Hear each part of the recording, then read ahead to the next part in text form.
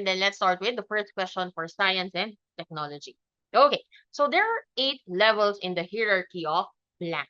So question number 1, there are 8 levels in the hierarchy of blank. Is it letter A, plant order? Is it letter B, sea anemones? Is it letter C, animal kingdom? Or letter D, biology, taxonomy? Oh, oo nga pala. Meron tayong, um, anong tawag dito? We have scholarship. We will offer a scholarship katulad ng sinabi ko last time, last Thursday. We will start every Saturday to give out scholarship. I think we will give 5 scholarships. So with that scholarship, you will now get a free access to the app under fundamentals. So when you say fundamentals program, it's included there is your Gen Ed and Prof Ed. Yan. So, paano natin makukuha yung scholar natin? Kung sino yung laging sumasagot at siya yung unang sumasagot ng tamang sagot, sa kanya mabibigay yung scholarship. Okay? So, yan. Okay, so let's start with question number 1. There are 8 levels in the hierarchy of blank. So, ano yan? It's what? It's actually the 8 levels of hierarchy. It is now applied to all living organisms, not just the animal kingdom, not just the plants. It's for all living organisms. So the correct answer is what? That's letter B. Okay? So that's your letter B. Okay? Yan. Admin, saan po kukuha? Both sa TikTok or sa Zoom lang? Sa Zoom lang, no?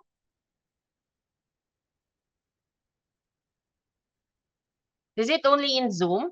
Tayo kukuha ng yung mga naka-register lang sa Zoom. So guys, for those who are watching, sayang naman yung 5 scholarships. If you have time, yes, sa Zoom lang daw tayo makakakuha ng mga scholarship kasi mahirap magpagsabayin ang tingin sa dalawang monitor for TikTok and Zoom. So for those who are watching via Zoom, it's not yet too late to join the Zoom right now. So mag-PM lang kayo sa Facebook page ng LEAP and then tutulungan nila kayo kung paano makapag-join sa Zoom. Kasi kung sino lang yung nasa Zoom, sila lang yung pwedeng ma-record yung answers and then they will be the ones to have a chance to win the scholarship grant. Okay? So, join na kayo sa Zoom, guys. Okay, so going back, guys. So, sabi natin, the 8 levels in the hierarchy, it is now applied to living organisms. Okay? So, this is actually one of the favorite board exam questions sa list natin, guys. So, paano siya tinatanong? There are other follow-up questions for this one. So, the first thing we have to remember is, what is now your taxonomy classification? So, ano ba talaga? So, let's start with from general, so very broad, to your very specific. Okay. So ano pa yung pinaka-broadest pa? So what is the broadest classification for living organisms? Sorry. What is the specific muna? Specific tayo. What is now the specific? Yung pinaka talagang alam mo na si Jen Ali Valencia lang yan. So that's your species. Okay. So very specific, that's your species. Followed by species, that's now your genus or that's your genera. Next is you have your family. And then you now have your order. Next is you have your class. Next one is we have your phylum. And then you have your kingdom. And then you have your domain.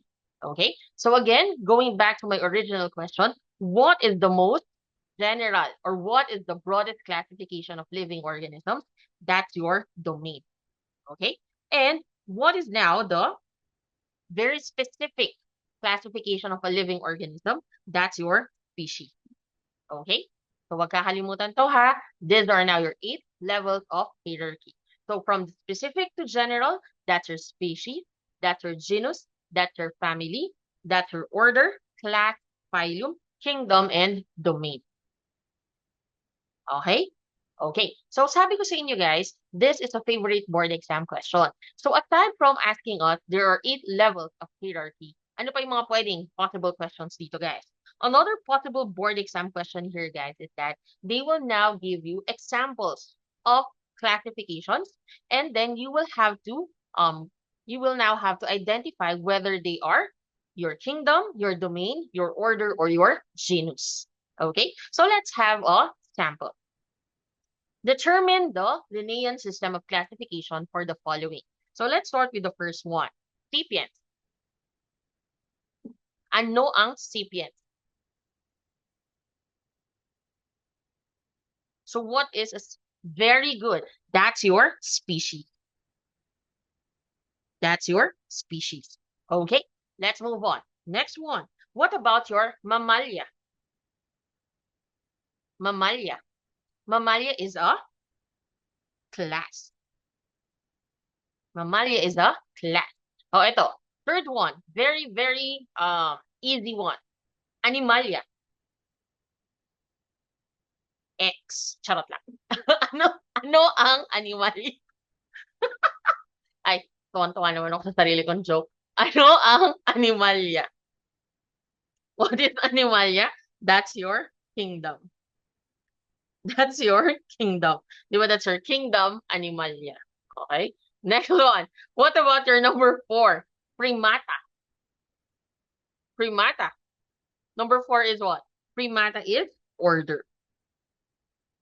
That's your order. Okay. Next, number 5. Homo. Homo. That's your. Oh, kapag pinagdugtong natin ng 5 and 1, Homo sapiens. So if sapiens is species, what's Homo? It's your. Ano ba laging kasama ng species? It's your genus. That's your genus. Okay. Next, Hominidae. Hominidae. Hominidae, guys, this is what? This is family. This is family. Okay. Next one. What about your arthropoda? Arthropoda. That's your phylum. That's your phylum. Okay. Next, what about Salmonidae? Salmonidae. Oh, nakikita nyo guys dito, may mapapansin kayo. Anong mapapansin nyo? Hominidae. Salmonidae. They have the same what? They have the same ending. So therefore, anong clue natin dito? Pag kayo tinanong sa let ng ano ang Hominidae, Salmonidae, and if they have an ending of day, usually that's what? Usually that's your family. That's your family. Okay. Next, number 9. Helianthus. Helianthus annus. So that's your sunflower. Helianthus annus, sunflower. Helianthus is what? Parang katulad din ng Homo. That's your genus. Okay. Last one. What is number 10? This is your Apis mellifera. This is your Apis mellifera. Sa pharmacy, guys, lagi itong tinatanong. I don't know why. B. That's a B. Kahit nung undergrad kami, yung teacher namin ng PICOG, yan yung isa sa mga lagi niyang tinatanong. Apis mellifera. What's Apis mellifera? This is the scientific name of a bee. And usually when we say scientific names, it's composed of what? It's composed of 2 parts. That's your genus, that's your Apis. And then, what's mellifera? That's your species. Okay? So guys, huwag kakalimutan ha. Lalo na yung ating primata, primates. Usually they ask that in the board exam. So lagyan natin yan ng asterisk. Primata or primates is an example of what type of classification. That's your what? That's your order. Okay? So wag kakalimutan to guys. This is very important. Primate order. Okay lang so far? Yes? Okay lang ba? Okay. So let's move on. So the next one is question number 2. Okay. So for question number 2, guys, who accidentally discovered the antibiotic called penicillin? O mapapansin nyo, no, na pharmacist talaga. Okay, ang nagtuturo. Kasi puro gamot. Okay? So, yan. So, who accidentally discovered? Uy, guys, huwag niyo sasabihin na ano, ha? Na, kasi hindi pharmacist ang hindi mga pharmacist mga kausap ko, ano, magiging teachers. Pagtanggol niyo naman kami mga pharmacists, we are not the sellers of drugs. Okay? Alam niyo ba kung ano ang course namin? Ang course namin isang katutak na chemistry. Kasi nung mag-college ako, guys, sinabi ko sa mama ko na bigyan niya ako ng course na walang chemistry tas walang physics. Tapos ang sabi niya, mag-farm daw ako kasi madali lang daw ang pharmacy. Ayun. Tapos sabi ko, wala bang chem dyan? Wala. Wala bang physics dyan? Wala. Tapos pagka-enroll ko, guys, alam niyo kung ilan ang chemistry namin? 20 yata. 20. Oh, pharmaceutical chemistry. 1, 2, 3, 4, 5 hanggang 20. Tapos meron pa kami physical pharmacy. So that's a combination of a pharmacy and physics. And then we also have physical chemistry. And then we also have physics. Ayun. Kaya, ganyan ang course namin, guys. Okay, so for question number 2, who accidentally discovered the antibiotic called penicillin? Very good. Very good. That's our letter C, Alexander Fleming. Okay, so now the question, guys, is why do they say that he accidentally discovered the antibiotic penicillin? So madaming anecdotes dito sa kwento ni Alexander Fleming, guys. Yan, kung paano niya na-discover. But there was this one story, guys, na si Alexander Fleming, tamad siya, hindi naman, joke lang.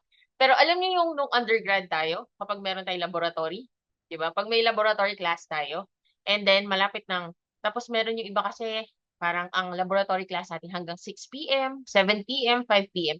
'Di ba uwing-uwi ka na nito? So usually meron kaming mga kaklase na tinatamad na silang maghugas. So anong ginagawa nila? Ang ginagawa nila, nilalagay lang nila sa locker yung mga glasswares, tapos babalikan nilang nila next meeting para huhugasan nila. So parang ganyan si Alexander Fleming. He used all of his Petri dishes. So lahat na ng Petri dishes niya nagamit. Tapos hindi niya hinugasan agad. So tinambak lang niya sa sink. And one of the Petri dishes, guys, it was now filled with bacteria.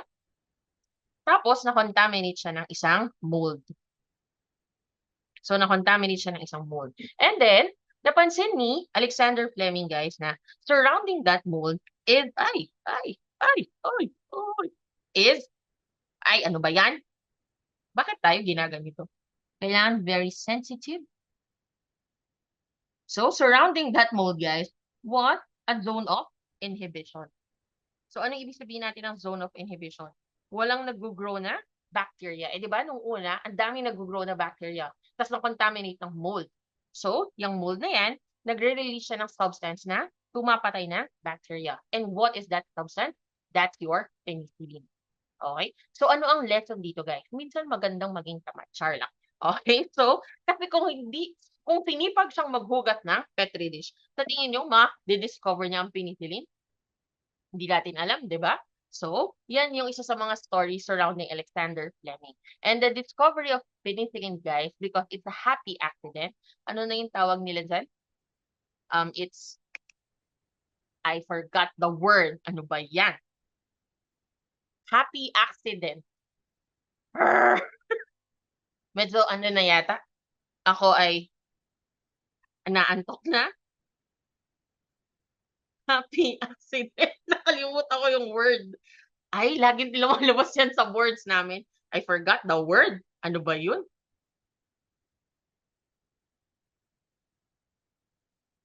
Oo, sana ganyan yung pagiging result ng ano natin, ano? Ng pagiging tamad natin. Naging sikat tayo at nakaka-discover tayo ng ano, ng antibiotic. Okay, I still can't remember though. I will remember that later on. Okay, so yan ang kwento ni Alexander Fleming and penicillin. Okay, so let's move on, guys. So the next one is we now have the other choices. Siyempre, kailangan natin i-discuss ng other choices. That's one of the keys when you answer practice questions, guys. Huwag niyo lang i-memorize yung sagot. So may tanong, tapos may sagot. Wag lang ganon. Dapat, titignan niyo din, why are the other choices not why are, okay, medyo naglalag na si Ma'am Jenna. Why are the other choices not the correct answer? Okay? So, ba't hindi correct na answer yung ibang choices natin, guys? So, let's start with Robert Koch. Si Robert Koch, guys, always remember that ano ang pinaka-major contribution niya? Si Robert Koch, guys, usually ang pinaka-magandang maalala sa kanya is the Koch's postulate. That's the Koch's postulates. Okay? So, what are the Koch's postulates? This is now used to determine the causative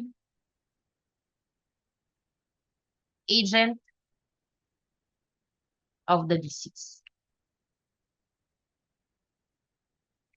Okay? So, yan yung contribution ni Robert Koch. What about si Louis Pasteur?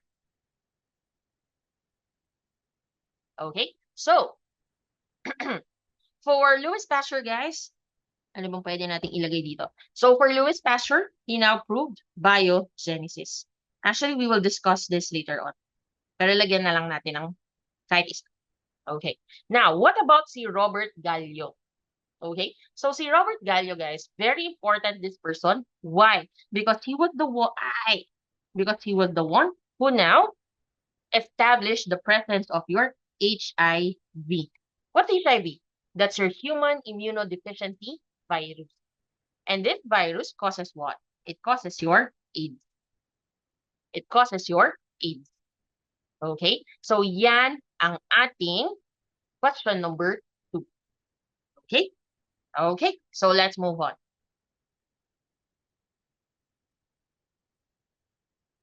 Okay, next, number 3. Okay, next, number 3. Arrange in chronological order from start to end. The water cycle order should be blank. Okay, is it 1, evaporation, condensation, precipitation, infiltration, runoff, substance flow? Is it 2, substance flow, runoff, infiltration, precipitation, condensation, evaporation? Is it 3, precipitation, evaporation, condensation, infiltration, runoff, substance flow? Or number 4, substance flow, evaporation, infiltration, runoff, precipitation, condensation? Is it letter A, 1, B, 2, C, 3, or D, 4? Okay. So, ang maganda dito, guys, dun sa board exam natin is, ang lagi niyong tatandaan, the first start of the water cycle is always evaporation. It's always evaporation. The start of the water cycle is always evaporation. Okay? So that's why if it's evaporation, can I eliminate most of the choices? Yes. Kasi hahanapin ko lang kung sino yung may evaporation as the first step. So that is number 1. What about the rest? Wala. Hindi siya evaporation. So kahit dun lang, kahit yun lang, okay na eh. Basta alam natin na ang water cycle is evaporation ang first step, you can actually eliminate the rest of the choices. Actually, sa boards, ganun tayo guys. Kasi we have a time limit.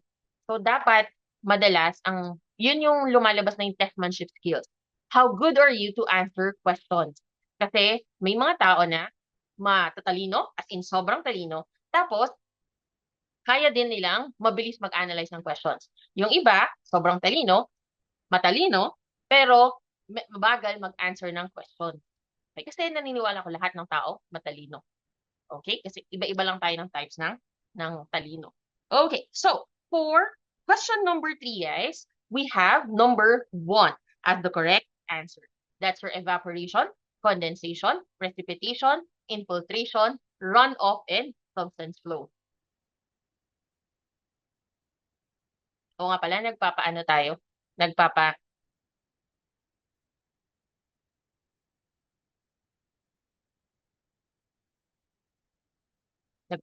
nag, yes, evap and condense. Yun lang. Pag nagbe-bake kayo, una yung ilalagay evap, tapos ang susunod condense. Tapos okay na tayo, guys. Okay? So another way to memorize this one, yes, it's your F Pierce. So that's your F Pierce. E-T-P-I-R-S. F Pierce. Okay? Okay, so that's question number 3. Ang video lectures natin, guys, it's recorded and it's uploaded sa review app. So for those who are enrolled, you can actually access the videos again and watch it again. Okay? So sa app natin siya ina-upload. Okay? So kaya doon sa mga naka-enroll, lalo na yung mga magsa-start ng batch 1, which is October 21, feeling ko kasi yung mga naka-enroll ng batch 1, they are not yet, they don't know the schedule na meron na palang free, tapos pwede sila mag-join. So doon sa mga naka-enroll na hindi nakaka-join sa mga live natin, don't worry kasi i-upload naman natin siya sa app and you are free to access it anytime. Tapos pwede nyo ulit-ulitin panoorin. Yes. Okay. So, let's start with your water cycle. Okay. So, sabi natin, that's your F Pierce. So what is the first one? So the first one, guys, is we have your evaporation. Okay. So when we say evaporation, guys, that is now the transformation of water from liquid to gas. So that's now the transformation of water to from liquid to gas phase. Okay. So ano ang lagi nating tatandaan dito? What will now trigger the conversion of your liquid water to gas phase? Okay? So ano ang source of energy natin for the evaporation? That is your sun, or that's your solar radiation. Okay? So from liquid to gas phase, we have evaporation. Okay? And then the next one is we have your condensation. Okay? So that's your condensation. So for the condensation, guys, always remember, this is now the conversion or transformation of water vapor to liquid water droplets. Okay? So ito na yung nagkikreate ng ang clouds. At yung favorite namin dito sa Baguio, fog. Pati kayo, pag pumupunta kayo dito sa Baguio, di ba? Gusto niyo ng mga fog? Yan. Parang katulad ko noon, kasi taga Baguio ako, tapos pumunta ako sa Manila. Medyo complicated kasi ang buhay ko. So, taga Baguio at taga Manila, hap-hap, ganun. And then, nung pandemic, guys, sobrang miss na miss namin yung Baguio. Gusto namin umakyat ng bundok para makakita ng Sea of Clouds. Muntik na akong mamatay doon sa pag-akyat sa bundok sa Antipolo. Kasi yung pala dito sa Baguio, mag-drive ka lang ng konti sa Benguet. Ayun, nasa highway, nandun na yung Sea of Clouds. So, nagagalit ako sa kapatid ko kasi ang daming nasayang na energy. Potential kinetic, charot lang, na energy na pag-akyat ng bundok. Kasi palang sasakay lang ng taxi, meron ng Sea of Clouds na pwedeng picture. Okay, so water vapor to liquid phase, which now creates your clouds and fog. That's your condensation. Okay, next one. So the next one, guys, is we have your precipitation. So as the name implies, there is now precipitation, or there is now falling of water into the Earth's surface. So the condensed water vapor will now fall into the Earth's surface. And this is now your rain. Okay? But aside from rain, ano pa? Sa tingin ninyo? Aside from rain, dito kasi sa Pilipinas hanggang rain lang tayo eh. Halatang-halatang third world country tayo. But kunyari nasa first world tayo. Aside from rain, ano pa ang pwedeng precipitation? Very good. That's your snow. Ano pa? Aside from snow. Very good. That's your hail. So aside from snow, you also have your hail. We can also have your sleet. Okay? Ayan. Pero dito sa Baguio, guys, meron yung, pero medyo matagal na to. Nagtuturo pa ako noon eh, sa undergrad. So mga, wag na natin sabihin yung date, yung year. Nag-ano siya, hail. Hindi siya snow eh. Hail talaga kasi ano, ang lalaki. Tapos parang, alam niyo yung parang na-crush na tube ice. Ganun yung itsura niya. Ayun. Pero minsan lang yun mangyari. Okay? So that is now your precipitation. Okay, so after landfall, magkaroon ng water, ng rain, ng hail, ng snow, we will now proceed to the next one, and that is your infiltration. So when we say infiltration, guys, this is now the flow of water from the ground surface to the ground. Okay, so once water is infiltrated, the water will become moisture or groundwater. Okay, so it's now parang seepage of water into the ground. That's your infiltration. Okay, next, number 5. So when we say number 5, guys, this is runoff. So when we say runoff, guys, this is now water moving across the land. Okay, so this is now the variety of ways by which your water will now move across the land. Okay, so yan yung ating runoff. So usually, as the water flows, yung water, it can seep into the ground, it can evaporate, or pwede siyang gamitin ng humans for agricultural or other human needs. Okay? O kaya pwede din siyang pumunta sa small bodies of water like your lakes or your reservoir. Okay? And lastly, we now have your number 6, and this is your substance flow. So this is now the flow of water underground. Okay? So from underground, pwedeng bumalik yung water to the surface. So pwede siyang via your spring, pag na-pump siya. Ayan. Okay? So this is now your water cycle. So this is your X-piers. Okay, so wag kakalimutan to guys. I think lumabas yata to no September 2024. Okay, so let's move on. Oh, eto I think lumabas to sa boards ko. Ang saya-saya ko na lumabas to. Sabi ko sana 100 beses siyang naulit. Kasi micro. I usually teach micro kasi and then it's my favorite subject. Kaya nagdadasal talaga ako na sana madaming micro. Kahit man lang sana 10, pero wala eh. Parang 3 lang yata ng boards ko. Okay, so let's start with question number 4. Capsid refers to the protein shell of a blank. Is it letter A, fossil? Is it letter B, fungus? Is it letter C, virus? Or is it letter D, nucleus? Oh, so when you answer, guys, you type the number and then the letter of your answer. Para mas madaling ma-record nung nagre-record, guys. Kasi medyo stress na sila. Hello! Sinong nag-hi sa akin? Hi! Hello! Feeling ko farm student. Yung mga pharmacy students ko kasi, they are very supportive. Mahal na mahal ko kasi yung mga pharmacy students eh. Kasi dati ako nagtuturo, hindi pala, hindi naman dati. Hanggang ngayon, nagtuturo pa rin ako ng pharmacy. Yun, kailangan mo lang mag-branch out. Okay, so for number 4, the correct answer is very good. It's letter C, virus. Okay, so now guys, always remember, a virus, sabi nila sa libro, so nakalagay sa libro pero para sa akin hindi totoo. Viruses, structurally daw, they are very simple. So viruses, structurally, they are very simple. So why do they say that viruses are structurally very simple? Because it's just composed of 2 or 3 parts. Okay, pero yung parts na yun sobrang complicated. Okay, so let's start with your virus. Okay, so when we say virus, guys, bakit naglalag yung ating PowerPoint? Okay, so when we say virus, guys, let's start with the first part of your virus. Okay, and that is your core. Okay, so when we say core, guys, always remember, this is now your nucleic acid. Uy, parang ako nagle-lecture ulit ng micro. So, this is now the nucleic acid. So, lagi niyong tatandaan, guys, di ba? Ang viruses natin, it can be classified whether they are RNA or DNA. So, itong part na to, that is your nucleic acid. So, a virus can have an RNA or DNA. Pwede bang pareho? No.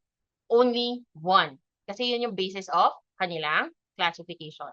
If the nucleic acid contains RNA, that's an RNA virus. If the nucleic acid contains DNA, that's a DNA virus. Okay? So that is the middle of your virus. So pinakaloob, that's your core, that's your nucleic acid. And surrounding the core, guys, is we now have a protein shell. And the protein shell is now known as a capsid.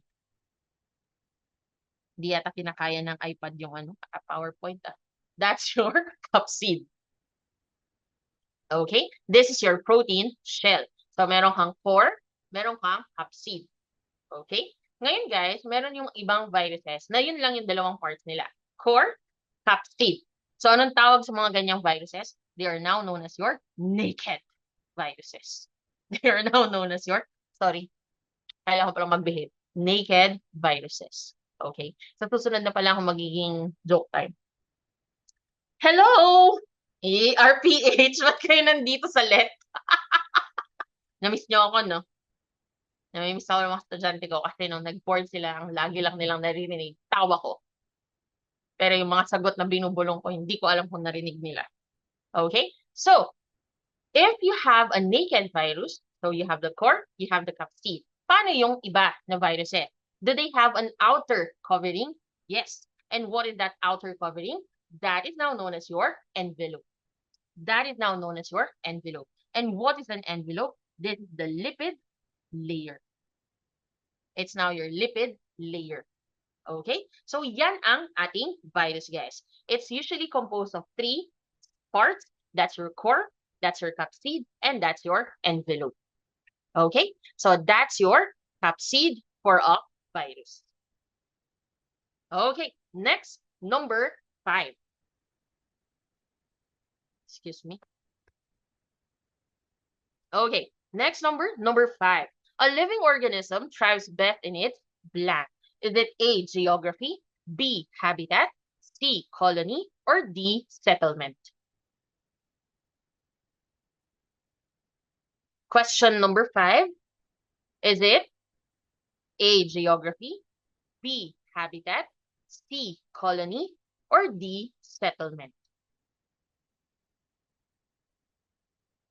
Oh, don't forget guys na tama dapat yung ano ha, number natin ha. Yung number nung question na sinasagutan nyo. Kasi kapag mali yung number, hindi nila iaano yan na ano, tama yung sagot mo. Okay, so what's your answer for question number 5? Okay, so that's your very good. That's your letter B, habitat. Okay, so this is actually one of the bonus questions in your Gen Ed kasi napakadali, di ba? So, ay, joke lang. Wala palang madali para sa ano, sa board exam. Pero 'di ba? Yan yung mga 'di ba? Medyo yung pag lumabas to, thank you Lord. Ganun yung reaction natin. Kasi yan yung mahal mo pa rin, no Lord. Ganyan. Ganyan yung ating reaction. Okay. So, ay may nag-message. Wait lang. Yung boss ko kasi dito, ano eh, napaka-stricto. May reminder every moment of my life. Ayan. So, we have your habitat. So, what's a habitat, guys? Why does a living organism thrive best in its habitat? So, when we say habitat, guys, this is your natural home. This is the natural home of a organism. So whether it's a plant, an animal, or other organisms. Okay. So a habitat, because it's the home, it's the natural home, it will now provide food, water, shelter, and space. So kailangan yun na food, water, shelter, and space sa puso niya. Charot lang. And space. Ay, mag-isa ako dito na tumatawa mag-isa sa joke. Sorry guys, talagang corny ang mga jokes ni Ma'am Zena. Hayaan nyo na. Okay, so, ayan. So, so pwede nyo tawagin yung mga jowa nyo na, uy, ikaw ang habitat ko. Charot, wag na. Okay, so, that is now your habitat. Okay? So, dadagdagan ko lang, a habitat, it now consists of, natatawa ko sa mga joke kong corny, pang ano, no? Pang 60 years old. So, ang habitat natin, guys, it's composed of biotic. So, wag kakalimutan ha. It's composed of biotic and abiotic factors. So, as the name implies, biotic, these are living things. Abiotic, these are your non-living things. So, kapag may habitat tayo, it's composed of living and non-living. Ikaw yung living, patay na pala. Yung pagmamahal niya sa'yo. Charot lang. So, that is now your living.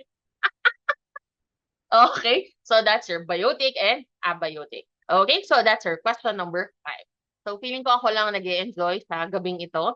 Yan. So mapapansin nyo guys, sobrang ako nag-e-enjoy nagtuturo. Kasi talagang sobrang ang saya-saya ko pag nagtuturo.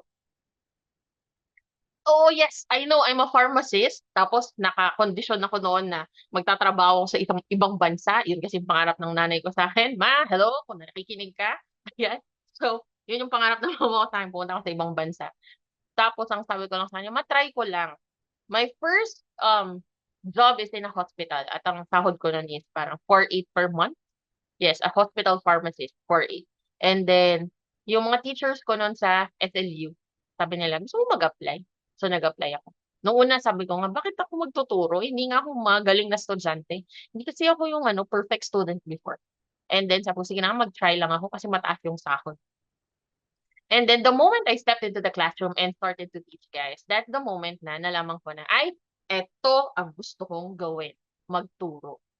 Iba pala, no? Pag yun yung ano eh, naging thankful ako na at least bata pa lang ako, nahanap ko na yung gusto kong gawin. Which is to teach. That's why teaching is a calling. As in. Ang saya, magturo, no? Except kung yung mga estudyante mo sumasag. Charot lang. Okay, so that's your question number 5. Of course, we also have a Facebook page for those who are, for those who want to join the Zoom para sa free. Ayan. And then for those who want to enroll, dito tayo pupunta sa Facebook page natin. Okay? Mag-enroll na kayo, guys. So, yan. And of course, kasi nga gusto namin tumulong makapasa, we also have a study group. So, just join our study group, guys. Ang pangalan niya, Let's Review. Yan. Ito yun. Let 2024 to 2025 study group. Okay? We are posting practice questions there, updates sa mga free review ng LEAP. Okay? So yan ang ating ang ating study group. Okay, ayan. Okay, sa mga kaka-join lang guys, I am Ma'am Jenna by the way. It's Ma'am. Yes? Even though I look like this, it's still Ma'am. Okay. Baka kasi pag nakita nyo kasi ako malito kayo. Ma'am, sir, ma'am, girls. Naghang na kayo, ganyan. So, dapat ako lang ang confused. Okay? So, hello! Uy, natatouch naman ako sa mga dati ko estudyante. They are watching. Module 6 kasi tinuturo sa pharmacy. Uy, guys, sa mga nanonood na naging estudyante ko for November 2024 pharmacy board exam, good luck, galingan nyo, guys. Kaya-kaya niyo yung module 6. Okay? Okay, so let's start with number 6. Who among the following scientists formulated the germ theory of disease? Is it letter A, Robert Koch? Is it letter B, Edward Jenner? Is it letter C, Louis Pasteur? Or letter D, Adolf Edward Mayer? Anong sagot natin dito, guys? Who formulated the germ theory of disease? Sino? Sa mga naka-join dyan sa Zoom natin, guys. Sino? Sino ang pipiliin ko? Charot. Sino? Sino ang nag-formulate ng germ theory of disease? This is very good. That's our letter C, Louis Pasteur. Okay? Actually, si Louis Pasteur, guys, is a very prominent person in microbiology. Even in pharmacy, even in LET, they always ask Louis Pasteur. I think nung board school, lumabas to. Sa LET, yes. Lumabas siya, si Louis Pasteur. Okay, so what should we always remember about Louis Pasteur? So when we say Louis Pasteur, guys, yan, kailangan ko na yata, hiniram ko lang kasi yung iPad na to eh. Bulok na yung, charot lang. So, hiramin ko yung sa kapatid ko, mas ano. Okay, so for Louis Pasteur, guys, ano ang mga kailangan nating tandaan aside from formulating the germ theory of disease? So let's start with the first one, yung first niyang contribution, yung isa sa pinaka major contributions niya. He now proved biogenesis. So what is biogenesis, guys? Biogenesis states that life originates, so very simply na lang, life originates from living organisms. Kasi dati kasi naniniwala sila sa abiogenesis. So, may letter A dyan. Biogenesis. Ano ibig sabihin ng abiogenesis? Ang life daw, pwedeng galing sa non-living. Okay? So, ito yung tinatawag nilang spontaneous generation. It's from spontaneous generation. Okay? So, that's your abiogenesis. So, ang tagal-tagal nilang naniniwala sa abiogenesis, guys. Hundreds of years na ang life daw pwedeng manggaling sa non-living. Imagine nyo, meron kang table dyan, tapos mamaya may baby na. Parang ganon. Yan. So, sa tingin nyo, totoo yun? Siyempre, hindi. Diba? So, life only can come from another living organism. Pero kung titingnan nyo, no, yung abiogenesis, may point siya, diba? Life can start from non-living. Diba? Sa tingin nyo, di ba, no? Lalo na kapag kunyari sa chair, sa sofa, sa kama, sa wall. I'm sorry. Sa mga hindi nakagets na joke ko, hayaan nyo na. Okay? Sa mga nakagets, I love you guys.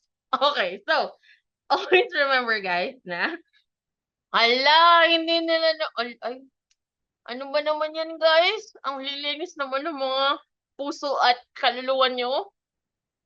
Nakakalungkot. Dudumihan ko muna. Okay. Ala.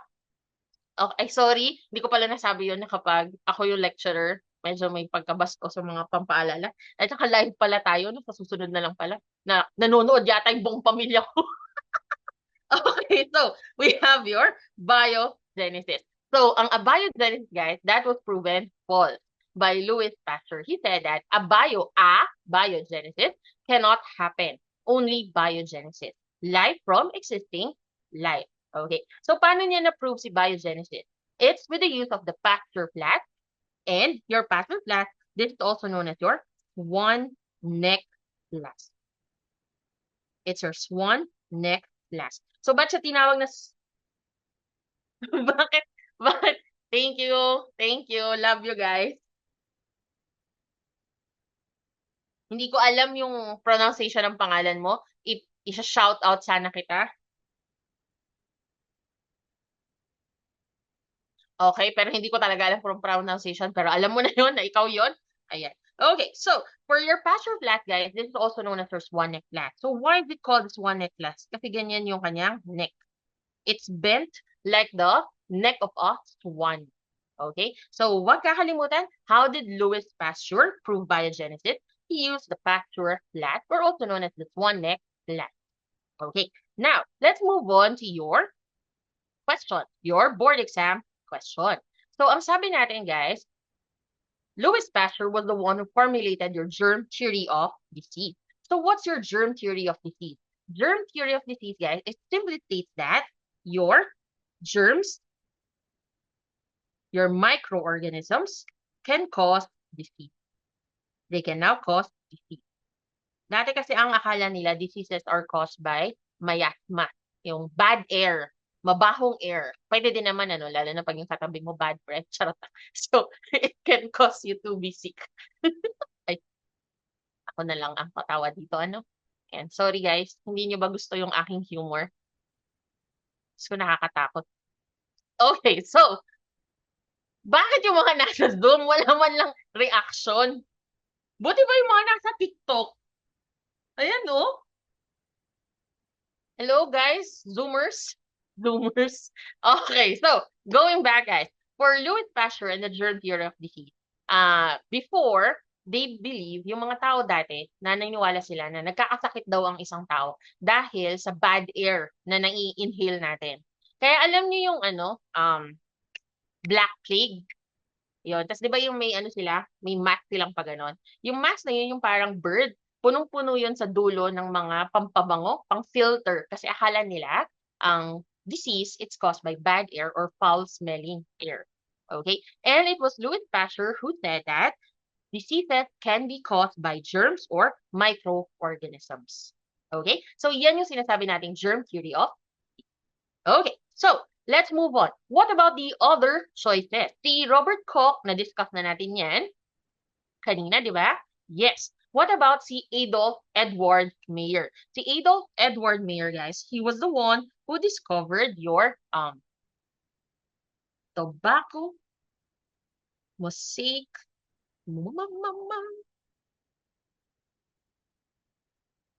that's your tobacco, mosaic virus. That's your tobacco, mosaic virus. And this virus, it causes diseases in tobacco plants. Okay? So, yan si Adolf Edward Mayer. Okay? Now, another choice, guys, is si Edward Jenner. Si Edward Jenner, guys, gusto ko siyang tinuturo. Kasi kanina, di ba, ang tinuro natin, sino? Si penicillin. Sino na nga ba ulit ang nag-discover ng penicillin? Oh, nagre-react yung mga nasa Zoom! Yay! Maulan daw sa kanila. Anong connection? Naglalag ako, kaya hindi masyadong maintindihan yung mga sinasabi ko. Yes, very good. Si Alexander Fleming. We said that si Alexander Fleming, kaya sa katamaran niya na maghugas ng Petri dish, na-contaminate yung isang Petri dish, tapos na-discover niya si penicillin. Now, what about Edward Jenner? Si Edward Jenner, guys, he was the one who now developed your smallpox vaccine. This is your smallpox vaccine. This is Gen Ed. This is Gen Ed, Science and Technology. Okay, so he was the one who discovered your smallpox vaccine. And the smallpox vaccine, guys, this is actually considered as the first vaccine. Yan. Bakit siya nakakatawa, guys? Kasi, during the time of Edward Jenner, guys, sobrang daming nagkakaroon ng smallpox. Okay, nakakita na ba kayo ng taong may smallpox? Wala. Okay, so ano bang itsura para malaman nyo na wala pa kayo nakikita? Smallpox, it looks like this. Yan. Or like that. Yan. That is your smallpox. There is now formation of lesions sa skin, and usually these lesions, they scar. And so, and in some cases, especially in children, minsan life-threatening yung ating smallpox. Okay. So, bakit si Edward Jenner favorite ni Ma'am Jenna? Kasi si Edward Jenner, guys, during his time, he has a son, tapos ang dami nagkakaroon ng smallpox. Very prone ng mga bata. smallpox. So he wants to protect his son from acquiring smallpox. So he started developing a vaccine. So a vaccine is a substance, it's a drug which will prevent a patient from acquiring a disease. Okay? So he started developing a vaccine. So meron siyang narinig na balita na sabi nila, pag nagkaroon ka daw ng isang sakit na ganito, hindi ka daw magkakaroon ng smallpox. Yun yung narinig niyang balita. And what is this disease na sinasabi nila? Na kapag nagkaroon ka daw ng ganito, hindi ka na magkakaroon ng smallpox. That is what you call your cowpox. This is what you call your cowpox. So as the name implies, this is actually a disease of cows. Tapos may lesions lang dito. Ayan. So may lesions lang dun sa udder ng cow, dun sa breast ng cow. Ayan. So ngayon, sabi nila, pag ikaw daw nagkaroon ng cowpox, hindi ka daw magkakaroon ng smallpox. So sino ba usually ang nagkakaroon ng cowpox, guys? Yung mga milkmaid. Kasi di ba, pag nag-collect sila ng milk, they have to hold the breast of the cow. So if this is the breast, they have to hold that even if there are lesions in it. So mata-transfer yung disease from the cow to the human. So anong itsura ng cowpox sa human? It usually looks like that. Ayan. So it usually looks like that. Medyo jump scare. Naglalag lang. Hindi siya jump scare, naglalag. Okay. So, ngayon guys, ang sabi, may narinig si Edward Jenner na parang bali-balita na. Kapag nagkaroon ka daw ng ganitong disease, hindi ka daw magkakaroon ng smallpox. So, anong difference? Kahit nakakadiri yung itsura ng cowpox, guys, it's actually, ang ano niya is, ang classification niya, it's actually a mild infection. Ewan ko kung bakit mild, pero itsura naman niya, di ba? So, it's actually considered a mild infection kasi magkakaroon ka lang ng lesion, mag-heal, tapos na. It's not life-threatening. As compared to smallpox, which is lifetime, pwede kang magkaroon ng scars, and it can be life-threatening, especially to children. So, anong ginawa ni Edward Jenner, guys, para magkaroon tayo ng vaccine? Ang ginawa niya is, kumuha siya ng mga scabs dito sa cowpox, tapos in-inject niya sa isang bata, yung anak ng gardener niya, para iteteste niya kung kung mag-work nga yung sinasabi nila. So, syempre yung bata, nagkaroon ng cowpox. So, anong ginawa ulit ni Edward Jenner nung nag-heal na yung bata? In-injectan din niya ng smallpox. Yan. So, binigyan din niya ng smallpox. So, ano nangyari doon sa bata? Nagkaroon ba ng smallpox yung bata? No. Hindi nagkaroon ng smallpox yung bata. And that's how we have the smallpox vaccine using cowpox. That's using your cowpox. Yes, it's cross immunity. Very good. Kasi ang cowpox at ang smallpox, magkapatid sila. They are under the same family and that's Herpocviridae. Ayan. Okay? So, yan ang ating kwento kay Edward Jenner. O, di ba? Kaya, pero kahit ganun yung ginawa, which is parang, sa akin kasi parang, syempre ngayon, di ba, bawal na mag-test sa humans ng agad-agad. Pero because of what because of what Edward Jenner did, he actually saved numerous children. And because of what he did, yung ating, bakit ganyan? Yung ating smallpox, guys, it was actually considered as the first disease to be completely eliminated from the earth, from the world. So, wala nang may smallpox ngayon. At kailan to na-declare? Nung 1980. O, di ba sobrang lang? Recent lang? Yan, 1980. Mga ganyan ako pinanganak. 1980. Okay? So, yan yung kwento ni Edward Jenner. So, I hope you won't forget Edward Jenner. So, kung yung isa tamad, ito yung isa, ano ba ang description natin sa kanya? Animal. Charot lang. So, let's move on. Question number 7. Okay? Now, for question number 7, guys, arrange in chronological order from start to end. The food chain order should be blank. 1. It's son, primary consumer, primary producer, decomposer. Number 2, primary producer, son, primary consumer, decomposer. 3, son, primary producer, primary consumer, decomposer. Or number 4, decomposer, son, primary producer, primary consumer. Anong sagot natin, guys?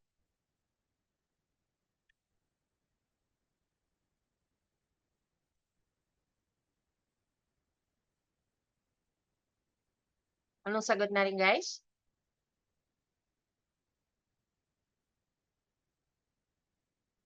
Okay, so for question number 7, guys, arrange in chronological order the food chain order. So, lagi niyong tatandaan, guys, for the food chain, of course, kailangan natin mag-start dun sa source of energy. And what is the source of energy for all life?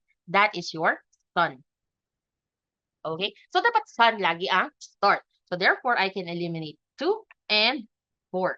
So, pwede ko nang eliminate si B, saka si D. Okay? So, I only have 2 choices left. The sun for 1 and 3. Okay? Now, let's take a look at the next one. For sun, guys, of course, dapat yung sun, i-convert ng isang living organism into a usable form. So, from solar energy, gagawin siyang chemical energy. So, the chemical substances, rather. So, from sun, gagawin niya chemical substances. Okay. And what do you call a organism which can now use sun and then produce organic substances? Is that a producer or a consumer? Kasi yun yung panagkaiba nilang dalawa. Producer and consumer. Ano? That is a producer. Okay? So that's a producer. So from sun, kailangan may ipoproduce ka mo ng organic substances. So producer. And from primary producer, you will now have your primary consumer, and then you have your decomposers. Okay? So therefore, for question number 7, that's letter C, number 3. Okay. Now, lagi niyo tatandaan, guys, for question number 7, sabi niya dito, it's a food chain. Okay, so what is a food chain? So when we say a food chain, guys, this is actually a linear, so it's a linear sequence wherein your organisms, so linear sequence of organisms, wherein there is now nutrients and energy passing from one organism to another. Okay, so a food chain is a linear sequence which will now show the passing of energy and nutrients from one organism to another. How will it pass from one organism to another? If one organism eats another organism. Okay, so yun ang food chain. May ibang series ng mga kumakain. Okay, so therefore, ano ba ang food chain, guys? So just in case medyo mapalitan lang yung ating board exam question, always remember magsa-start na yun sa sun. Or, aside from the sun, it can be light energy or solar energy. Pwede din siya. Okay. Now, from the sun, guys, magkakaroon tayo ng primary producers. Now, sino usually ang mga primary producers? That's your plants. And how do we classify plants, guys? That's your autotrophs. From inorganic, pwede nilang gawing organic substances, autotrophs. Okay. Next, from your primary producers, which are your plants, syempre, kakainin na yung plant. So, anong tawag natin sa kumakain sa plant? That's your primary consumers. That's your primary consumers. Okay? And your primary consumers, guys, these are your herbivores. These are your herbivores. Okay. Now, from primary consumers, you have your secondary consumers. You have your secondary consumers. So, from secondary consumers, guys, this will now be your what? This will now be your carnivores, usually. Okay? Kasi, di ba, sino ba usually kumakain ng plants? Yung mga baka, yung mga kambing. So, sila yung primary consumers, herbivores. Sino kumakain ng kambing, ng baka? That's your carnivores. So, those are your secondary consumers. Okay? And then, you also have your tertiary consumers. Okay? So, ano naman yung tertiary consumers, guys? These are carnivore eating carnivore. That's your carnivore eating carnivore. Okay? Yan. So, pwede yan yung mga larger fish. Okay? So, yung mga larger fishes natin, pwede yan. Okay? Or pwede din siya yung mga predators natin, like yung mga lions. Yan. Okay? Ngayon, aside from that, guys, we have the last one, and we have your decomposers. We have your decomposers. So decomposers, they break down organic material and waste into simpler substances. Okay, so that's for question number 7.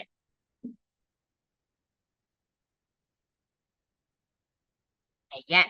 So, wag kakalimutan guys yung ating decomposers. Minsan na kasi nakakalimutan natin siya sa ating food chain. Okay? So, that's your question number 7. Next, question number 8. Excuse me. Gutom naman ako. Ba't ako nagbo-burp? Okay, next question number 8. A campfire in which solid wood burns completely and becomes ash, smoke, and gas is an example of blank. Is it letter A, entropy? Is it letter B, transformation? Is it letter C, conversion? Or letter D, energy transfer?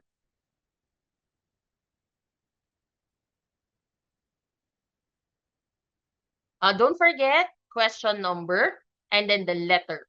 Dapat ganun yung sagot natin, guys. Okay, question number 8. A campfire in which a solid wood burns completely and becomes ash, smoke, and gas. An example of what? It's number 8, that's letter A, entropy.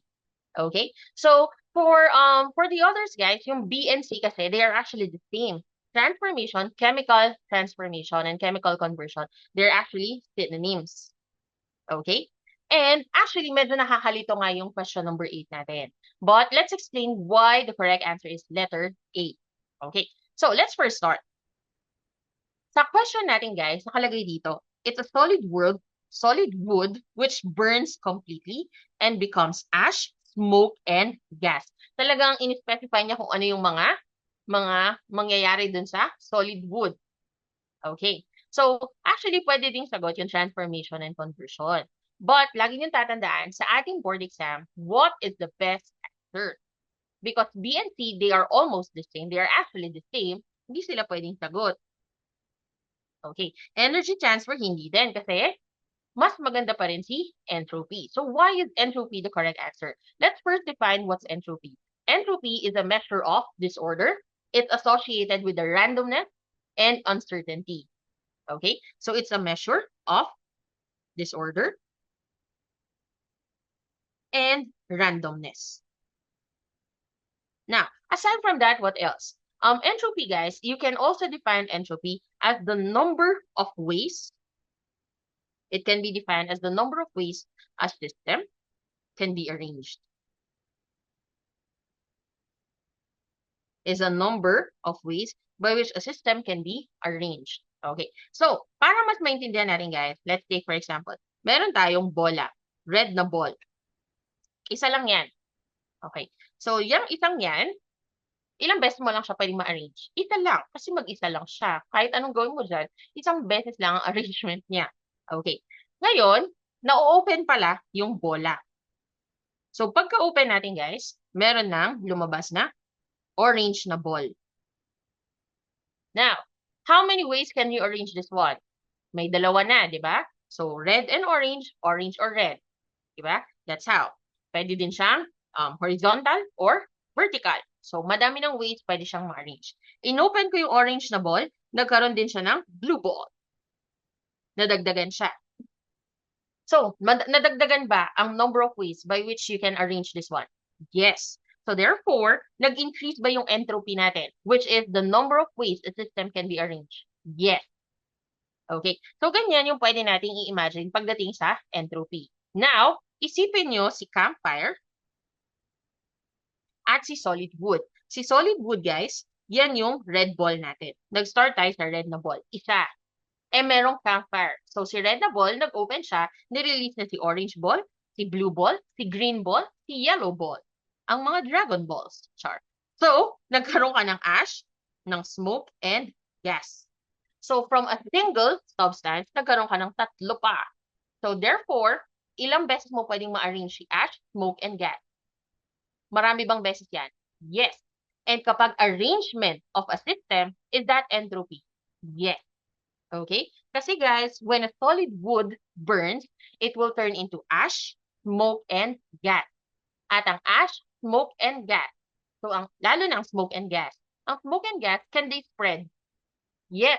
So, can they spread indefinitely, disorderly manner? Yes. So, kung disorderliness, what is that? That is entropy.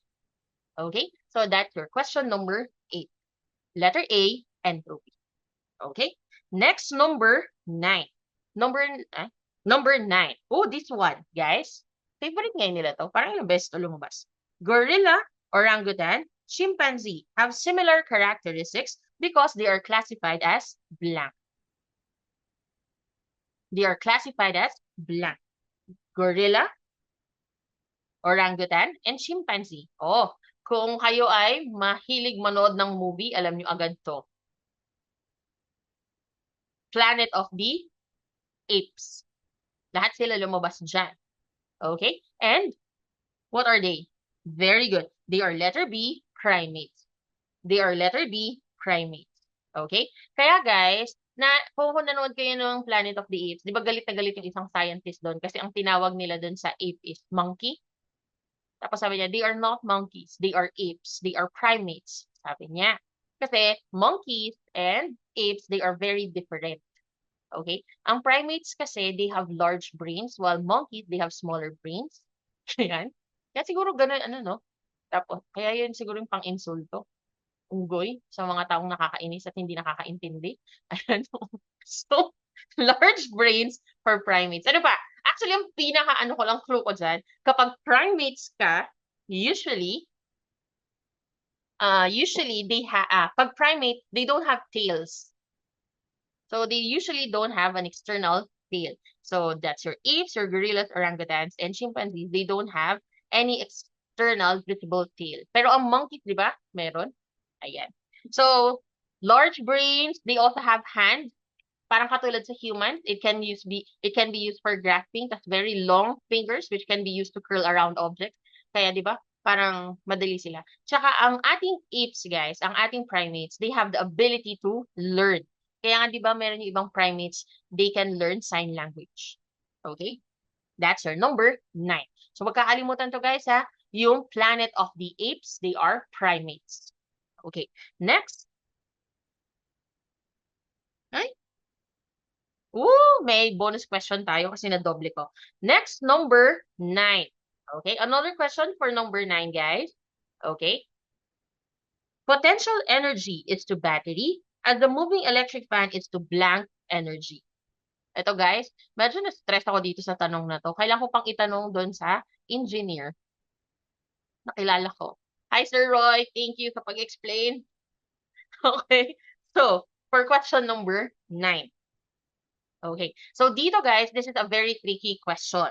Okay, so potential energy is to battery as the moving electric fan is to blank energy. Is it letter A, mechanical, letter B, chemical, letter C, nuclear, or letter D, kinetic? Okay, so dito guys ha, guys, lagi itong lumalabas sa boards natin, tapos medyo nakakalito siya. Okay, so I know your first answer will be letter A, mechanical. That is actually wrong. Okay, that is actually wrong. So, ano yung pwede nating susunod na sagot? That's letter D, kinetic energy. Okay, so bago nyo ko awayin, ito yung explanation dyan, guys. So, the explanation for this one, guys, is that we can't answer mechanical energy because mechanical energy is actually defined as either, dalawang definitions na kasi, it's either stored energy and the energy of position, or it's the energy of moving substances or energy of motion. Okay? So, anong ibig sabihin nito? Ang mechanical energy, guys, can be divided into two. Potential, which is the energy of position or stored. And then for kinetic energy, which is now energy of motion. Okay? Yan ang mechanical energy. Pwede siyang dalawang types. Potential, kinetic. Okay. So, therefore, hindi siya pwedeng sagot. Kasi nga, ang ating analogy dito, yung isa, potential na. So, dapat may difference tayo. Because the next one is moving. So, what's the best answer here? Yung may specific na definition ng energy of motion. And what is that? That kinetic energy. Okay? Ayan. Pero guys, if we have a let question which asks us, ito naman, palitan natin si potential. Lagyan natin ng chemical energy. Chemical energy is to battery as the moving electric fan is to blank energy. Okay. Actually dito guys, ang pinakatama pa rin sagot is kinetic. Kinetic energy pa rin. Kasi yan yung energy of motion. Yun nga lang, what if wala si kinetic? Sinong isasagot nyo? choose the best answer. That's your letter A. Okay? Pero the best answer pa rin is letter D, kinetic. Yes, kinetic moving. Okay? Basta laging kinetic moving. Huwag kayong malilito na potential tas mechanical kasi mechanical, di ba? Kasi nag-move nga siya. Yung moving electric fan. Pero guys, ang lagi nyo nang tatandaan, basta moving, kinetic. Okay? So this is question number 10. Oh! Bakit biglang ang dami? Oh, nakasama daw to last board exam pala. Uy, ang galing ko naman pumili ng question. Okay, so wag kakalimutan ha, potential. Sino ka partner ni potential? Kinetic. Okay? Kasi kapag may potential na magkagusto siya sa'yo, guys, you move para bakuran nyo na kagad. Charot lang. Okay? So, yan yung ating potential and kinetic energy.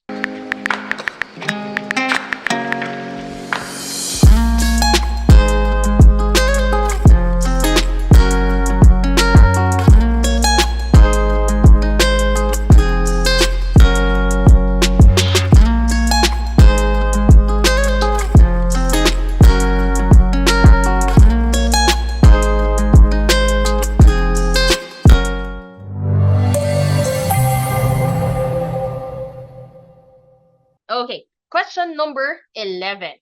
The beneficial effect of scientific development on saan ba ako nakatingin? Transportation is blank. Is it A, easy access to data? Is it letter B, greater mobility? Is it letter C, prevention of disease? Or letter B, is it letter D, increased crop yield?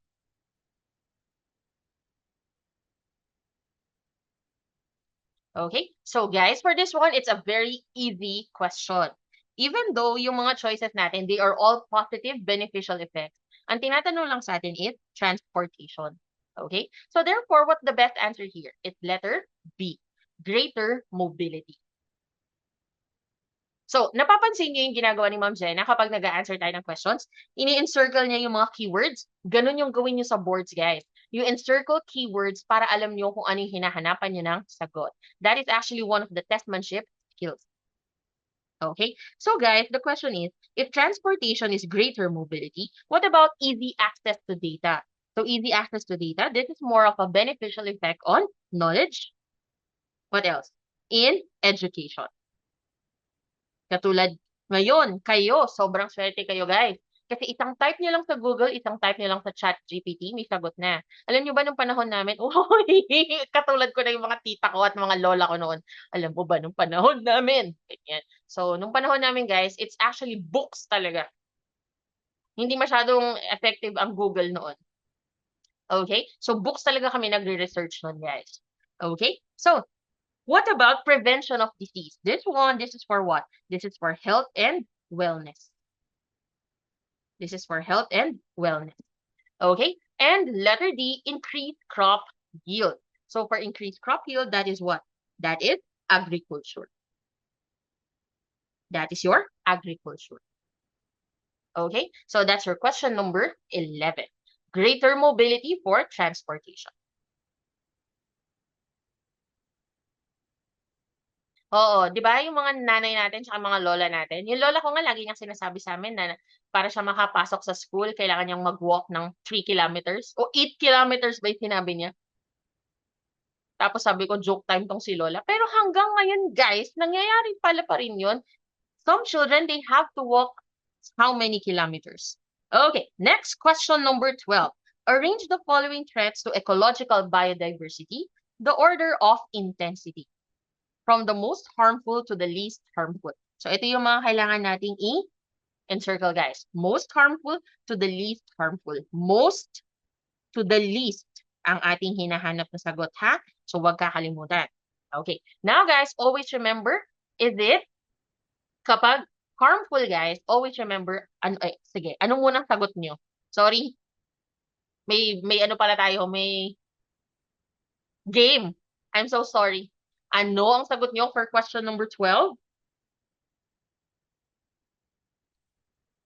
For question number 12, guys, what's your answer? Question number 12. Guys, yung scholarship natin, hindi lang ano ha, hindi lang ikaw yung highest. Kasi kung ang highest 3/20, hindi pa rin yung scholarship ha.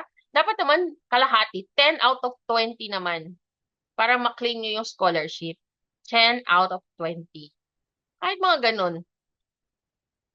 Okay, so let's continue guys. Question number 12. Ito guys, lagi niyong tatandaan. For question number 12, okay, lagi niyong tatandaan, ang number 1 or the most harmful is what? Yun lagi. Kasi ano yung boards natin, mabait naman sila. Hindi sila masyadong naglilito. Minsan, may mga questions na hindi masyadong nakakalito. So ano ang lagi niyong tatandaan? What is the most harmful threat to biodiversity? So when we say biodiversity, this is what? This is a high number of different species residing in a specific habitat or environment. So pag madaming species, madaming biodiversity. Okay? So what is the threat? Number 1 threat. So madaming species living on an environment, living on a habitat. So ano yung pinaka number 1? Bakit mawawala lahat yung biodiversity na yan? Kasi mawawala ang habitat. Okay? So pag pag ecological biodiversity, ang pinaka harmful is habitat loss. So therefore, the answer here, the answer for question number 12 is letter C. Okay? Kasi siya lang ang may habitat loss. Okay? So, isa-isihin natin guys. So when we say habitat loss, guys, always remember, so when we say ecological biodiversity and the threats for this one, we have 4 major threats. So the first one is we have habitat loss. So always remember, this is the most harmful threat. This is actually considered as 85% main threat to all species. Okay, so that is your habitat loss. Okay, now for habitat loss, guys, lagi niyong tatandaan, this is now when the habitat is destroyed or fragmented. And the organisms living in that habitat, they are either killed directly, okay, so pwede nating pinoach sila, eliminate talaga natin sila, or they are forced to move. So kailangan nilang umalis dun sa habitat. Therefore, hindi sila makakapag-adapt, and then it will now lead to their extinction.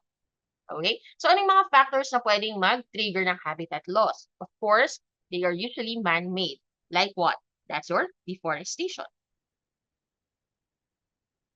That's your deforestation. What else? You also have development. So, your urban development.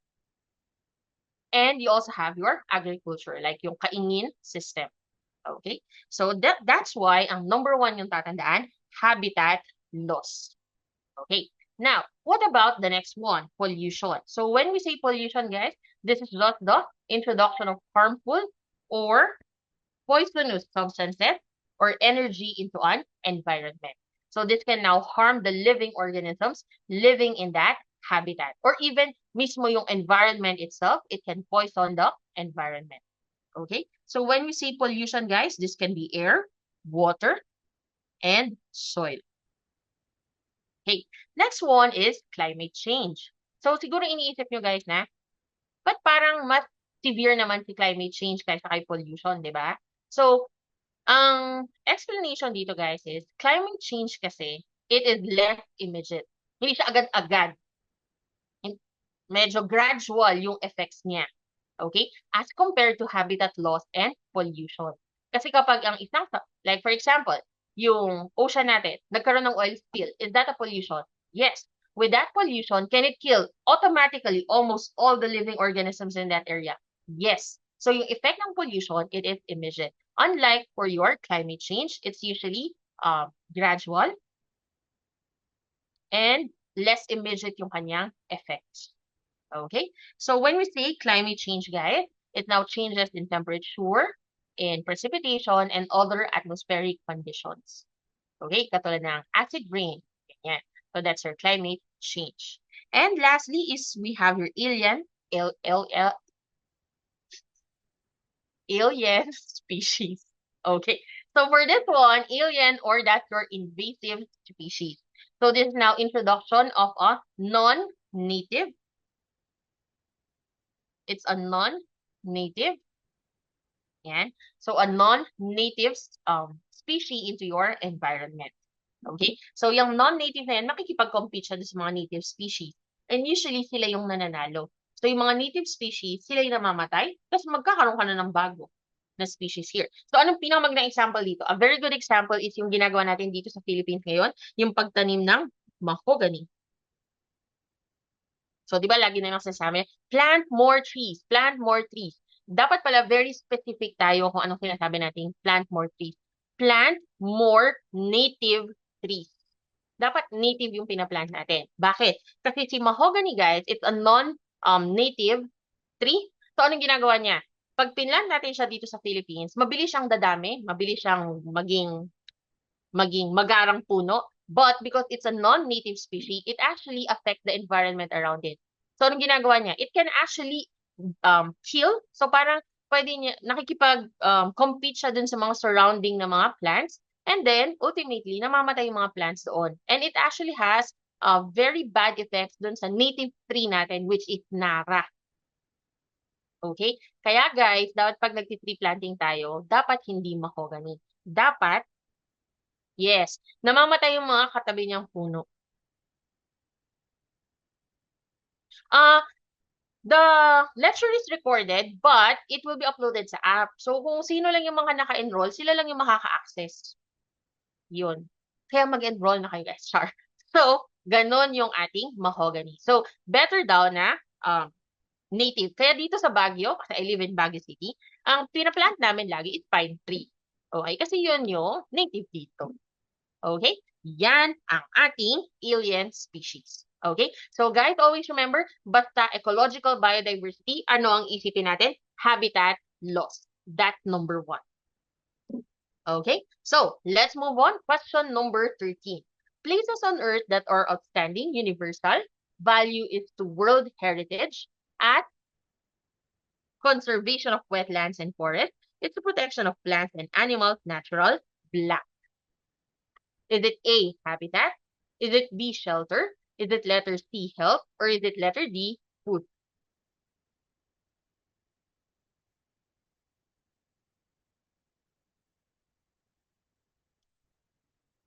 Okay? So dito guys, conservation of wetlands and forests, actually for the World Heritage, hindi lang siya yung universal value. Bakit siya naging universal value? Kasi it is very important to our culture and even sa environment. Kaya meron tayong mga UNESCO World Heritage Sites. Okay? So, ano ang gusto natin gawin dito? We want to conserve the wetlands, the forest, hindi lang yun. We want to conserve any environment na very important sa life. So, what are we conserving? That is your letter A, habitat. Very good. Okay? Ngayon, hindi na to science and technology yung i-discuss ko, pero lumabas kasi ito sa board, yung ating mga World Heritage Site. Parang ayaw niyang gumalaw. Sa susunod, hihiramin ko na yung iPad ng kapatid ko. Okay, so, ano ba yung mga World Heritage Sites? Of course, kailangan sa Philippines. Sayang naman yung animation ko. So, kailangan sa Philippines tayo focus. Okay, so, anuhan lang natin siya. Bilisan lang natin. So, dito sa Philippines, guys, we actually have World Heritage Site. Okay, so for the Philippines, I think we have 1, 2, 3, 4, 5, 6. We have 6 World Heritage Sites. But one of them is 4. Ano ba? Meron tayong 6 na classification, pero yung isang classification, guys, may 4 pa siyang types. So, parang churches, like, for example, Baroque churches of the Philippines, meron tayong 4 na Baroque churches. Baroque. I don't know the pronunciation. Okay? So, yan yung ating World Heritage Sites. And we have 4 churches in the Philippines, which are very important. And that's your, simulan natin sa pinakataas, sa Ilocos Norte, sa Paway, Ilocos Norte. So, that's your Church of San Agustin. Moving to Ilocos Sur, Santa Maria, Ilocos Sur, we have your Our Lady of Assumption. Or that is your Church of La Nuestra Señora de la Asunción. Ang haba naman. The next one is in Manila, and that's your Church of the Immaculate Conception of San Agustin. And the last one is in Iloilo. It's your Church of Santo Tomas de Villanueva. Okay, so that's your Baroque churches of the Philippines. Baroque means they are Spanish colonial era. So, kino-conserve natin sila. Kasi they are very beautiful. Okay, now, aside from that, ano pa yung mga ating UNESCO World Heritage? We have your Tubataha Reefs Natural Park. Alam na alam natin to guys kasi gustong-gusto natin tong Tubataha Reefs Natural Park. Bakit? Kasi yan yung nasa paborito nating pera, yung isang lib. Ay, tama ba? So, 1,000 yan, di ba?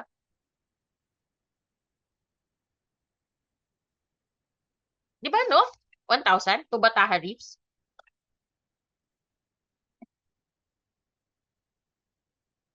Tama ba? Tubataha Reefs. Wala tayong 1,000, guys. Ako din, walang 1,000. Yes. Yung may pearl, di ba yung 1,000? May pearl. Wala kayo, baka itanong yan sa board exam. Yung may pearl, yung South Sea Pearl.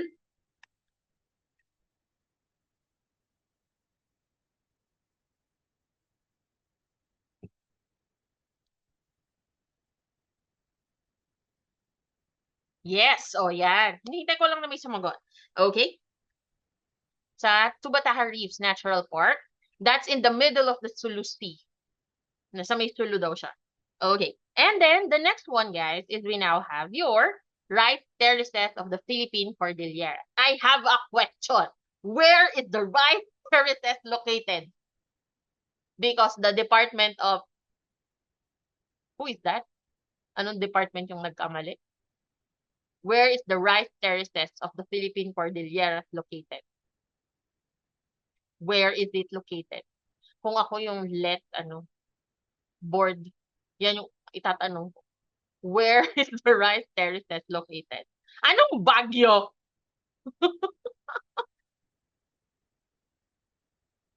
Hindi rice terraces ang meron dito. House terraces. Char. Ano? Saan? Saan, guys? Saan ang rice terraces? Bago tayo mag-move on. Saan? Kasi meron yun, yung nilagay nila. Very, hoy, anong Palawan? Anong Palawan?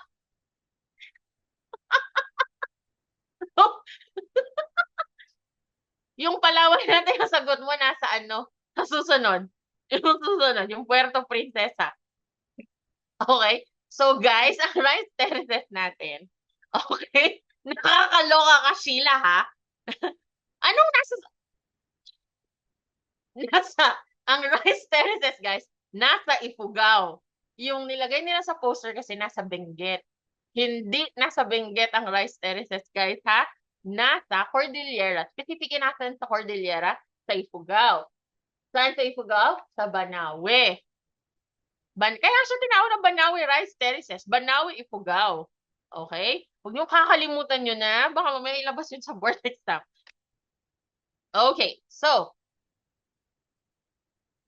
ang Cordillera kasi guys, madami kasi siya. So, medyo generalize lang nila yung Philippine Cordilleras. Very, very specific. That is Banawe, Ifugao. Sana hindi ako patayin ng mga friends ko. Tama ba ako? FF? Di ba? Banawe, Ifugao. Yes.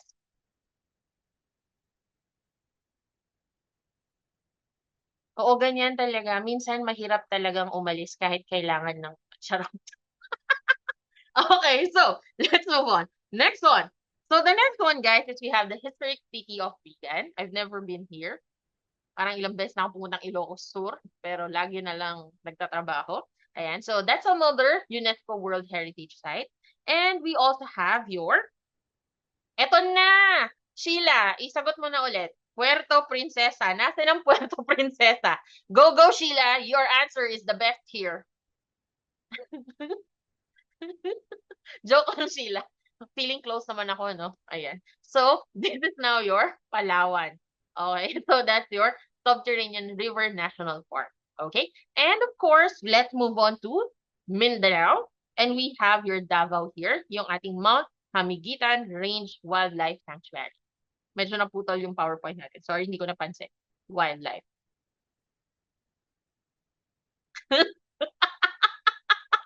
Yung katabi mo yung sumagot, tapos naniwala ka naman. Alam mo talaga, dapat hindi ka naniniwala sa mga katabi mo.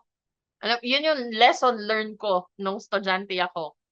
Okay, wag naniniwala sa sagot ng katabi. Kasi minsan kino-correct nila, pagkatas mong kumopya, iko-correct nila, tapos hindi nila sasabihin sa'yo na kinorek nila yung mali nilang sagot. Okay? Okay, so these are now the different UNESCO World Heritage Sites. So ulitin natin guys, we have 6 UNESCO World Heritage Sites. So you have your Baroque churches, you have your Tubataha Reefs, you have your rice terraces. Alam mo yung Tubataha Reefs, tinanong yun sa isang quiz show eh. Mas malaki yung price. You have your historic city of Vigan. You also have your Puerto Princesa, excuse me, Subterranean River National Park. And you have your Mount Hamigitan Range Wildlife Sanctuary. Okay? So, yan. Pero hindi na siya science and technology, guys, ha? Pero baka lang kasi lumabas. Okay. Next question, number 14. What is the chemical formula for esters? O, alam ko lumabas to sa boards ko. Yung mga chemical formula.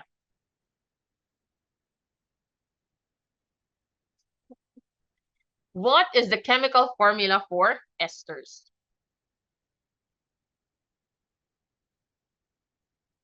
Okay? So, dito guys, ang pampaalala ko dito, sige, sagutin muna natin. What is the chemical formula for ester? Is it letter A, RCOOR? Is it letter B, ROH? Is it letter C, ROR? Or letter D, RCOOH? Okay. So, for esters, guys, lagi niyong tatandaan, the correct answer is what? That's your letter A, RCOOR. Okay? So, ang pampaalala ko dito para hindi ko makalimutan, guys, is that si Tita Esther, napaka-cool. Si Tita Esther, napaka-cool. Pero aside, instead of saying cool, you said cool. Sorry na. Ay, ang corny ni Ma'am Jenna. Corny talaga ako. Corny ni Ma'am Jenna. Corny talaga ako. Hello? Okay na ba? Wala na siyang repeat? Okay na? Balita ko, inapin niyo ako habang wala ako. Wala pa akong 5 minutes na nawala, ah. mga, mga masama kayo, ah. Wala pa ako 5 minutes na nawala. Na-apin niyo na ako. Sino yan? Sino mga nang api sa akin? Tatawagin ko. Wala. Kapag, di ba pag na-disconnect ka, wala? Ay! Ayun, nandito pala. Hindi, nawala. Nawala yung mga pang-aapi nyo sa akin. Ganyan kayo, ah. Pag nakatalikod, ah. Pag nakatalikod, nang aapi kayo pala. Ganyan pala kayo, guys. Saglit, hanapin ko lang yung PowerPoint ko.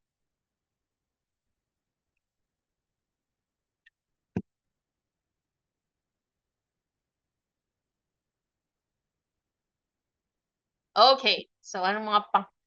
Corny. Ayan, ito. Oy, ikaw, Sheila, ha? Ikaw, ah. Bumabawi ka na sa akin, Palawan ka, ah.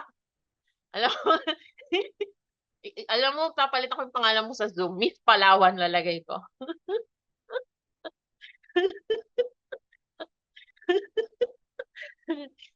Hindi ko free time na pupunta ako sa Ifugao. Ang maiisip ko si Sheila. Ang rice terraces nasa Palawan. Okay. Ay, pag pinost ko yung picture ko. Kawa, Sheila. Okay, so, let's move on. Nasaan na yung kakornihan ko? Masyado kayong masama. Okay, so, ROH, that's your... Ayoko na, nahiya na tuloy ako. So, kapag lasing tayo, di ba? So, ano ang ating ano, hoy, alam nyo guys, meron ako natutunan sa pharmacy. Minsan, kung kunyari katulad natin, di ba, may tinanong ako, tapos may isang sasagot na tatawa kaming lahat, lumalabas ngayon siya sa boards. That's for pharma. Kasi, as in, nawala na lahat, corny na lang naiwan dahil yun yung nag-repeat. Ayan. So, sana no sa boards na lumabas yun. Where is the rice terraces of the Philippine Cordillera? A, Palawan. B, oy guys, Ifugao. Ifugao. Ifugao. Ifugao. B, corny. Ikaw, Mr. Abundio, ah. Okay, so let's move on. So sabi natin, C, ROH, that's your alcohol. Next, letter C, ROR. So for ROR, guys, this is your ethers. Okay? Ayan. So, ang pampaalala Ay, naku, na naman. So, ang pampaalala ko dito, guys, ng estudyante kasi ako, di ba? Either or. Either or. Di ba? Either or. Kasi R-O-R. Sorry na! Okay, next. Letter D. RCOOH. For RCOOH, guys, this is your carboxylic acid.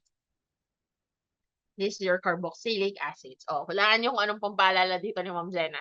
Na corny. Okay? Siyempre, ang pampaalala natin dito, pag nalaman nilang may car ka, ano ang sasabihin nila? Ooh! Okay? So, yan yung, ala, sabi ko magpapakabait ako at magiging super serious akong teacher. Okay? So, yan yung ating pampaalala for your different chemical formulas. Ay, wait. Dagdagan pala natin, guys. Aldehydes. Kasi baka lumabas din siya. For aldehydes, this is archo. Si aldencho. Charot lang. So, that's your aldencho. Archo. Okay? Next, for ketones. Ketones, this is R-core. R-core. So, ang pampaalala ko dito ng estudyante ako, one corner. R-core. Okay? So, yan yung ating question number 14. Hello? Hello? Okay. Yeah. Okay, so that's question number 14. The correct answer for number 14 is letter A, RCOOR. Okay? Si Tita Esther, very cool. Okay, so that's question number 14. Okay, next, number 15. Which of the following groups of metals is the most reactive? Actually, to guys, na-discuss na natin to last time. Pero gusto ko lang kasi isulat. Pero i-check natin kung naalala natin. Oo, pati sa let, lahat ng sinasabi ko, lalabas yan. Char. Okay, so, number 15. Which of the following group is the most reactive? This is the most reactive. That's your very good. That's your letter C, alkali metals. Okay? Kasi lagi niyong tatandaan, isa lang ang most reactive, so isa lang ang other name niya, alkali metals. At sino na nga ba ang nasa alkali metals, guys? So, ang pampaalala kasi, ang mga nandyan kasi is your lithium, sodium, potassium, rubidium, cesium, and francium. Ayan. Sa boards kasi ng pharmacy, guys, ng boards namin kasi, tinatanong yung buong periodic table. As in. So, yung buong periodic table, kailangan namin i-memorize for the pharmacy board exam. That's why kailangan namin ng pampaalala dito. So, ano ang pampaalala natin for alkali metals? Kasi may, di ba dun sa first row na, first column natin, di ba may hydrogen pa dun? Ayan. So, ang pampaalala namin dyan is halinakarubí kasama Franco. Halinakarubí kasama Franco. So, sino yung mga yan? That's your H for hydrogen, Li for lithium, Na for sodium, K for potassium, RB for rubidium, CS for cesium, and FR for francium. Hydrogen, lithium, sodium, potassium, rubidium, cesium, francium. Okay? Okay. Ituro ko yung iba kapag meron pa tayong time for the free. Okay. Pero konti lang kasi lumalabas pagdating sa elements sa Gen Ed. Pero lagi niyong tatandaan, guys, kahit sinasabi nilang konting lumalabas, mas maganda kapag habang maaga, i-review niyo na lahat. Para yung stock knowledge niyo fresh. And then, pag malapit na yung board exam, doon kayo mag-focus sa mga laging lumalabas. Okay? So, kasi sa let, guys, hindi porket lumabas siya last time, lalabas din siya ulit ngayon. May mga frequent na lumalabas, pero may mga questions din na never lumabas. So, iti-test talaga yung knowledge ninyo. So, ang maganda, habang maaga pa, yung October, November, December, you review everything. Yung general talaga na i-review nyo yung mga notes ninyo, ganyan. And then, pag malapit na yung boards, doon kayo mag-focus sa mga laging lumalabas sa board exam. Para at least alam nyo na kung saan yung mga strengths ninyo at weaknesses ninyo. Okay, so for number 15, that's letter C. Okay, let's move on. Next, number 16. The following are Barry Commoner's law of ecology, except for 1, everything must go somewhere. 2, isolationism is advantageous. 3, nature knows best. And 4, everything is connected to everything else. Okay. So si Barry Commoner, guys, he actually wrote the book, The Closing Circle, Nature, Man, and Technology. Okay. And with that, he now formulated the 4 laws of ecology. Okay. And the 4 laws of ecology is, number 1, everything must go somewhere. Hmm. Sorry. Wait. Ulitin ko. Okay. So, for Barry Commoner's law of ecology, guys, we have 4. Okay? Hindi na nga ako titingin sa question kasi nalilito ako doon sa question. So, we have 4. So, the 4 laws of ecology, guys, the first one is everything is connected to everything else. Yun yung number 1. So, that's your statement number 4. Everything is connected to everything else. That's the first law of ecology. What's the second law? Everything must go somewhere. That's your statement number 2. Everything must go somewhere. Okay? And then, number 3, the third law of ecology, nature knows best. Nature knows best. Okay. And for statement 2, is that a law of ecology? No. Okay. So, hindi siya law of ecology. So, that's why, so that's 2, 3, and 1. Ano yung fourth law of ecology? The fourth law is there is no such thing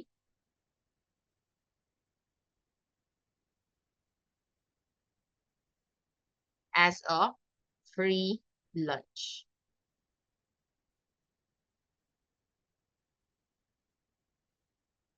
Yes. So, i-odd one out ninyo. Nakikita nyo guys kung paano natin sinasagutan? So, yun yung mga tips natin kung paano tayo pwedeng magsagot sa board exam. Sometimes, it's not knowing everything. It's how you tackle a question. So, kahit ang alam mo lang is isang statement. Like for example, kunyari, tinanong sa inyo, arrange the following according to the most severe sa biological diversity. Basta ang alam mo, habitat law, pwede ka nang mag-eliminate mga choice na walang habitat loss as number 1. Okay? So, yun yung sinasabi natin na minsan, swerte talaga kapag ikaw ay magaling sa pagsagot ng question. Okay? That's why, yung tip natin, di ba? Noong first meeting natin, kailangan mag-practice ng mag-practice. Okay. Next, number 17. An atom of silicon. Actually, this one, guys, pwede nilang palitan ito, yung element, but it's the same. Yung ating theory, yung ating principle, it's the same. So, huwag kayong kabahan pag pinalitan nila yan sa board exam. So, an atom of silicon has a mass number of 28 and an atomic number of 14. How many protons are in this atom? Is it letter A, 28, letter B, 12, letter C, 7, or letter D, 14? Okay? So, pag ito guys, lumabas sa boards natin, magpasalamat kayo kasi very, very simple lang siya. Okay? So, anong lagi niyong tatandaan? Lagi niyong tatandaan is that ang atomic number is equal to the number of protons. At anong tinatanong sa atin dito sa ating question? It's the number of protons. Given ba yung atomic number? Yes, it's 14. So, therefore, anong sagot natin dito? Very good. It's letter D, 14. Yes. Magkakamali ha. Atomic number. Yan ang number ng protons din. Okay? Yes? So, laging kakalimutan, pro na pro si atom. Yung newscaster. Hindi ko alam kung saan siya pro, pero yun na lang pampaalala natin. Pro na pro si atom. Siya. Ayun, siya. Yun, yung message ni Mr. Abundio. Okay, siya. Okay, so, aside from that, what else? Baka kasi palitan naman nila yung board exam question. Kasi tingnan nyo ha, meron pa silang nilagay na math number, pampalito. So, para saan si math number? Si math number, guys, lagi nyo tatandaan, mass number is actually the sum of protons plus neutrons. It's the sum of protons plus neutrons. So, from this one, guys, Ma'am Jenna Atom. So, that's your mass number is equal to protons and neutrons. Okay? So, pag ang tinanong naman sa atin, guys, is how many neutrons are in this atom? Pwede ba nating masagot yan? Yes. Very good, Mr. Vergara. It's still 14. Yun ang maganda dito sa question na to. Kasi yung ating number, yung math number, it's the same, it's equally, parang pag dinivide mo siya by 2, ganun pa rin yung sagot. Okay? Or pag minus yung 14, ganun pa rin yung sagot. Okay? So that's for number 17. So wag kakalimutan ha, atomic number is equal to the number of protons. Mass number is the sum of your protons plus neutrons. Okay? So yan ang ating question number 17. Okay, next number 18. Mammalia is to class as primate is to plant. Oh, na-discuss natin to kanina. What is primate? Primates. Primata, sabi natin kanina. Very good. That's your letter C, order. Okay, guys, ito din to ha. Madalas yung lumalabas sa boards. Laging may lumalabas sa boards na order. And usually it's the same, primate. Okay, so next one. Next number 19.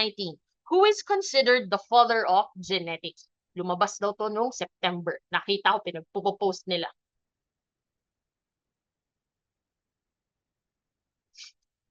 Ano? Sino ang father of genetics? Very good. That's your letter C. Gregor Mendel. Okay? So wag niyong kakalimutan ha. Gregor Mendel.